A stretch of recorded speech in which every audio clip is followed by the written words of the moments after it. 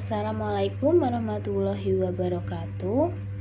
Berikut kami akan paparkan tentang tugas kepemimpinan kewirausahaan dan dakwah dengan tema wira swasta dan wirausaha. Kami dari kelompok 1. Kelompok kami terdiri dari saya, Erista Indah Pratiwi, Ika Khairunisa, dan Nurul Amalia Hidayah.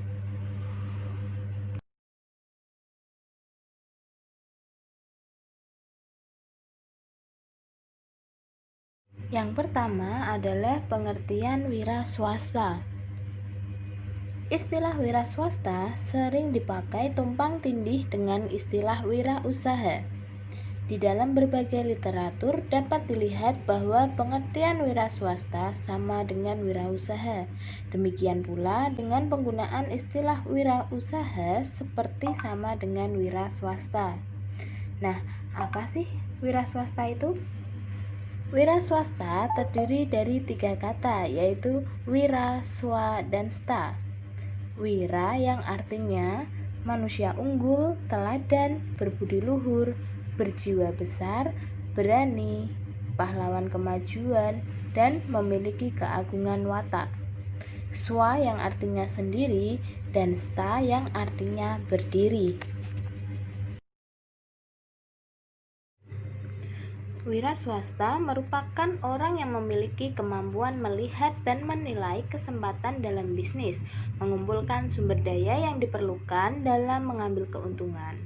Selain itu, wira swasta juga berkaitan dengan mengambil tindakan yang tepat guna memastikan dalam kesuksesan. Menurut Wasti Sumanto, wira swasta berarti keberanian, keutamaan, serta keperkasaan dalam memenuhi kebutuhan serta memecahkan masalah hidup dengan kekuatan yang ada pada diri kita sendiri.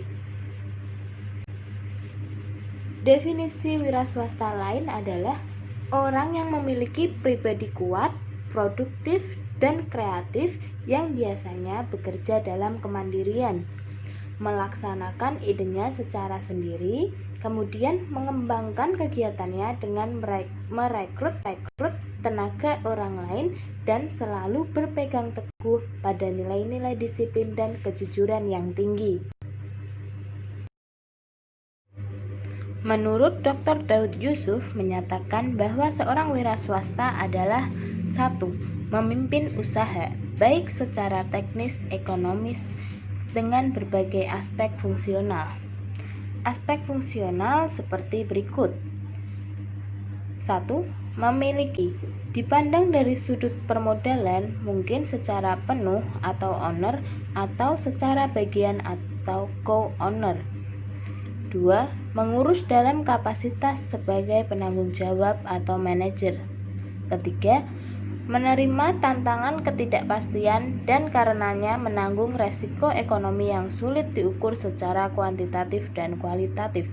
4. Mempelopori usaha baru, menerapkan kombinasi-kombinasi baru. Jadi di sini wira swasta sebagai pioner, tokoh yang dinamis, organisator, dan koordinator. Fungsional yang kelima adalah penemu atau inovator, peniru atau imitator, dan yang berhubungan dengan ini penyalur memindahkan teknologi. Yang kedua adalah memburu keuntungan dan manfaat secara maksimal. Yang ketiga, membawa usaha ke arah kemajuan, perluasan, dan perkembangan. Untuk slide yang selanjutnya adalah 5 tipe pokok wira swasta. Yang pertama adalah wira swasta sebagai orang fak atau captain of industry. Wira swasta sebagai orang fak atau captain of industry di suatu bidang tertentu di mana ia membaktikan prestasi teknik dan mengadakan penemuan ataupun peniruan. Perhatian utamanya adalah aspek teknik dari usaha yang dijalankannya, sedangkan langganan diperolehnya tidak secara disengaja, tetapi melalui mutu barang dan atau mutu prestasinya. Untuk yang kedua, wira swasta sebagai orang bisnis, yang artinya yang terus-menerus secara tekun menganalisa kebutuhan dan selera masyarakat, menimbulkan kebutuhan baru melalui reklame. Perhatian dan keprihatinan utamanya adalah angka dan grafik penjualan, dan karenanya juga barang produksi yang mempunyai masa depan yang cerah. Yang ketiga, wira swasta sebagai orang uang, yang artinya yang mengumpulkan dan menyalurkan dana, mendirikan concern yang pada pokoknya bergerak di pasaran uang dan modal. Yang keempat, wira swasta sebagai social engineer, yang artinya pengusaha yang berusaha mengikat para pekerjanya melalui berbagai karya sosial atau welfare works, baik atas pertimbangan moral ataupun berdasarkan perhitungan psikologis, atau mengelakkan kerugian yang diakibatkan pertukaran personil melalui kerap dan cepat. Untuk tipe yang kelima adalah wira swasta sebagai manajer, yang memajukan usahanya dengan menggunakan pengetahuan bisnis modern dan memperhitungkan sepenuhnya asas efisiensi. Di sini, usaha meraih keuntungan tidak lagi sinonim dengan usaha mencapai pendapatan yang besar mungkin bagi si pengusaha, sebab alam pribadi pengusaha terpisah dari alam usaha itu sendiri. Untuk yang selanjutnya adalah pengertian dari wirausaha. Pengertian wirausaha secara umum adalah seorang yang berani berusaha secara mandiri dengan mengerahkan segala sumber daya dan upaya, meliputi kepandaian mengenali produk baru, menentukan cara produksi baru, menyusun operasi untuk menciptakan sebuah peluang usaha, pengadaan produk baru, memasarkannya, serta mengatur permodalan operasinya untuk menghasilkan sesuatu yang bernilai lebih tinggi dengan segala risiko yang akan dihadapinya. Wirausaha adalah pelaku utama dalam membangun ekonomi yang fungsinya untuk melakukan inovasi atau kombinasi-kombinasi yang baru untuk sebuah inovasi hingga melakukan perbaikan produksi lainnya. Juga memiliki dorongan kekuatan dari dalam diri untuk memperoleh suatu tujuan, serta suka bereksperimen untuk menampilkan kebebasan dirinya di luar kekuasaan dari orang lain. Ciri-ciri wirausaha adalah 1. Memiliki keberanian, mempunyai daya kreasi. Yang kedua, berani mengambil resiko. Yang ketiga, memiliki semangat dan kemauan keras. Yang keempat, memiliki analisis yang tepat. Yang kelima, tidak konsumtif. Yang keenam, memiliki jiwa kepemimpinan. Yang ketujuh, bertoleransi pada masa depan. Wirausaha memiliki banyak sekali tujuan. Berikut ini adalah beberapa di antaranya. Yang pertama, dapat meningkatkan jumlah para wirausaha yang baik dan berkualitas. Kedua, dapat menumbuhkan kesadaran kewirausahaan yang tangguh dan kuat pada masyarakat. Yang ketiga, dapat mewujudkan kemampuan para wirausaha sehingga menghasilkan kesejahteraan masyarakat.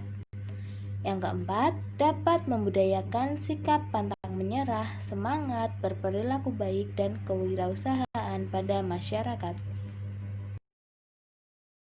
Saya Nurul Amalia Hidayah, selanjutnya akan menjelaskan mengenai wirausaha pemerintah. Menurut Jen Bisai, wirausaha pemerintah dapat diartikan sebagai memindahkan berbagai sumber ekonomi dari suatu wilayah dengan produktivitas rendah ke wilayah lain yang memiliki produktivitas lebih tinggi dan hasil yang lebih besar. Atau wirausaha pemerintah dapat diartikan juga sebagai berwirausaha dengan memasuki sektor pemerintahan dengan cara mengelola aset negara. Jadi nanti aset-aset negara itu akan dikelola dengan cara-cara wirausaha. Nah, aset-aset negara sendiri itu dapat diartikan sebagai tadi sumber ekonomi atau sumber kekayaan dari negara, di mana aset negara ini bisa berupa milik pemerintahan pusat maupun pemerintahan daerah, kota atau kabupaten. Bentuk aset-aset sendiri itu bisa berupa uang, investasi, saham, tanah, lapangan, ataupun bangunan. Contoh yang bangunan seperti kantor, asrama, stadion, dan lain-lain. Jadi aset-aset negara tadi itu dipelihara dan dipergunakan agar bisa menjadi sesuatu yang lebih bermanfaat atau menghasilkan. Pada slide selanjutnya yaitu wirausaha pemerintah sama dengan mewirausahakan birokrasi. Dalam buku karangan David Osborne dan Ted Gabler yang berjudul Mewirausahakan Birokrasi, dijelaskan bahwa wirausaha pemerintah dengan seluruh jajarannya itu harus, yang pertama, pemerintah harus bisa menghasilkan, tidak hanya bisa membelanjakan bagi negara. Yang kedua, pemerintah harus berorientasi pasar dan mendongkrak perubahan melalui pasar. Jadi intinya, pemerintah beserta jajarannya atau kita yang ingin berwirausaha dengan memasuki sektor pemerintah itu nantinya harus bisa menghasilkan atau membawa keuntungan juga bagi negara. Jadi bukan hanya malah mengurangi anggaran atau belanja negara atau bahkan malah mengorupsinya. Selain itu, menggunakan aset-aset negara di sektor pemerintahan itu digunakan secara baik dan secara bijak dengan memperhatikan juga pada pasar-pasar atau konsumen. Contohnya adalah pada Stadion Gelora Bung Karno atau GBK. Sebagaimana kita tahu bahwa Stadion GBK itu merupakan salah satu aset negara yang mempunyai nilai atau harga yang paling tinggi di Indonesia. Nah, Stadion GBK ini saat ini dikelola oleh pemerintah juga oleh swasta. Nah, ini dikelolanya secara apa? Secara wirausaha pemerintah. Jadi, Stadion Gelora Bung Karno itu merupakan salah satu aset negara yang berupa bangunan, di mana bangunan ini, bangunan Stadion GBK-nya itu tidak hanya dibangun setelah itu dibiarkan, itu tidak, tetapi juga sampai sekarang itu dirawat dan dimanfaatkan untuk kegiatan wirausaha atau diambil keuntungannya. Contoh, Stadion Gelora Bung Karno, Stadion GBK itu digunakan sebagai salah satu tempat untuk mengadakan konser-konser musik, bisa dari artis lokal atau artis-artis Indonesia maupun artis-artis dari luar negeri. Pada slide yang selanjutnya yaitu fenomena yang dijumpai pada wirausaha pemerintah. Yang pertama, banyak pegawai yang tidak bertanggung jawab, kurang disiplin, dan tertekan di bawah komando birokrasi atau komando pemerintahan. Yang kedua, kurang kreativitas dan tidak adanya inisiatif. Yang ketiga, pelayanan pada masyarakat masih kurang. Jadi ketika wirausaha pemerintah atau kitanya yang ingin berwirausaha dengan memasuki sektor pemerintah itu biasanya juga menggandeng banyak pihak swasta yang lainnya untuk dapat menjalankan atau mengelola wirausaha tersebut dengan sebaik-baiknya. Jadi tidak hanya asal menjalankan, tapi benar-benar dijalankan dan dikelola dengan sebaik-baiknya. Selanjutnya, wirausaha pemerintah dan birokrasi.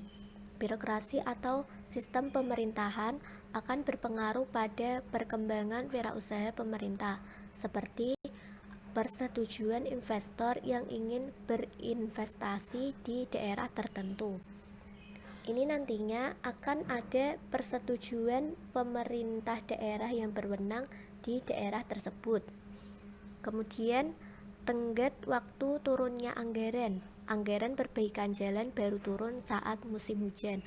Padahal saat pertama kali dilaporkan itu sedang musim kemarau.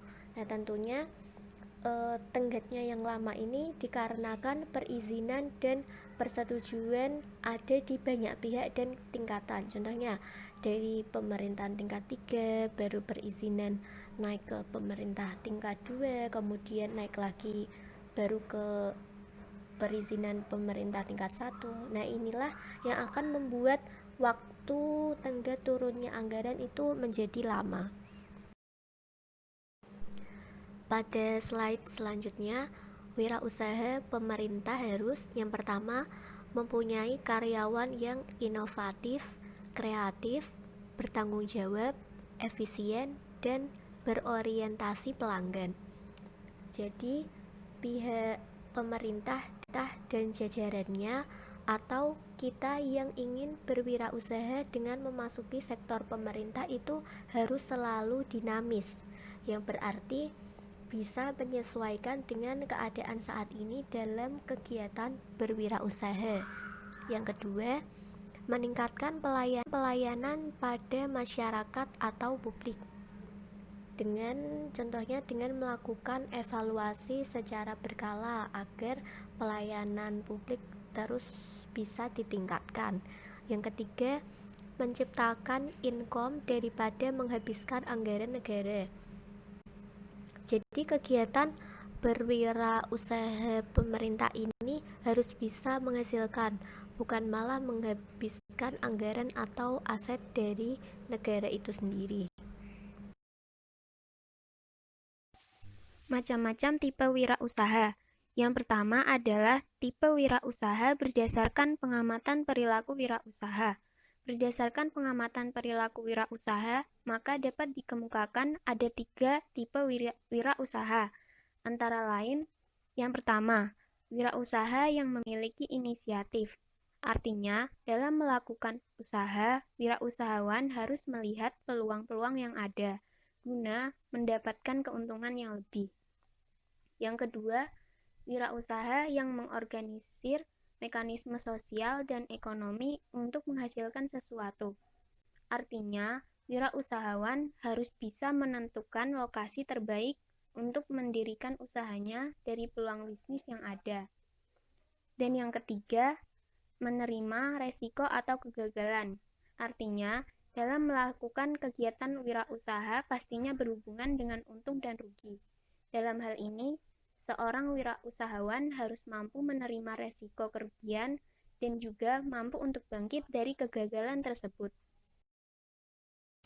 Yang kedua adalah tipe utama wirausaha. Tipe utama wirausaha ada 3 macam, yaitu yang pertama craftsman, atau sering juga disebut dengan wirausaha ahli. Wirausaha ahli adalah orang yang memiliki suatu ide untuk mengembangkan proses produksi, sistem produksi, dan lain sebagainya. Wirausaha ahli cenderung bergerak dalam bidang penelitian, membuat model percobaan laboratorium, dan lain sebagainya. Wirausaha ahli ini biasanya seorang yang bekerja pada sebuah perusahaan besar, kemudian memutuskan untuk keluar sebagai pegawai dan memulai bisnisnya sendiri. Yang kedua adalah the promoter. The promoter adalah seorang individu yang tadinya mempunyai latar belakang pekerjaan sebagai sales atau bidang marketing yang kemudian mengembangkan perusahaan sendiri. Dan yang ketiga atau yang terakhir adalah general manager. General manager adalah seorang individu yang ideal yang secara sukses bekerja pada sebuah perusahaan dan dia menguasai keahlian dalam bidang produksi, pemasaran, pemodalan, dan pengawasan. Macam-macam profil wirausaha. Yang pertama adalah woman entrepreneur atau wirausaha perempuan. Banyak wanita yang terjun dalam bidang bisnis. Alasan mereka menekuni bidang bisnis ini didorong oleh berbagai faktor, antara lain ingin memperlihatkan kemampuan prestasinya, membantu ekonomi keluarga, frustasi terhadap pekerjaan sebelumnya, dan lain sebagainya. Yang kedua, minority entrepreneur atau wirausahawan minoritas. Wirausahawan minoritas ini pada awalnya kurang memiliki kesempatan kerja di bidang pemerintahan. Oleh karena itu, mereka berusaha menekuni kegiatan bisnis dalam kehidupan sehari-hari. Demikian pula para perantau dari daerah tertentu yang menjadi kelompok minoritas pada suatu daerah. Mereka juga giat mengembangkan bisnis. Yang ketiga, imigran entrepreneur atau wirausahawan imigran adalah kaum pendatang yang memasuki suatu daerah biasanya sulit memperoleh pekerjaan formal. Mereka lebih leluasa mencari pekerjaan yang bersifat non-formal yang dimulai dari berdagang kecil-kecilan sampai berkembang menjadi perdagangan tingkat menengah. Yang keempat, part-time entrepreneur atau wirausahawan paruh waktu. Memulai bisnis dalam mengisi waktu lowong atau part-time merupakan pintu gerbang untuk berkembang menjadi usaha yang lebih besar. Bekerja part-time tidak mengorbankan pekerjaan di bidang lain. Misalnya, seorang pegawai mencoba mengembangkan hobinya untuk berdagang atau mengembangkan suatu hobi yang menarik.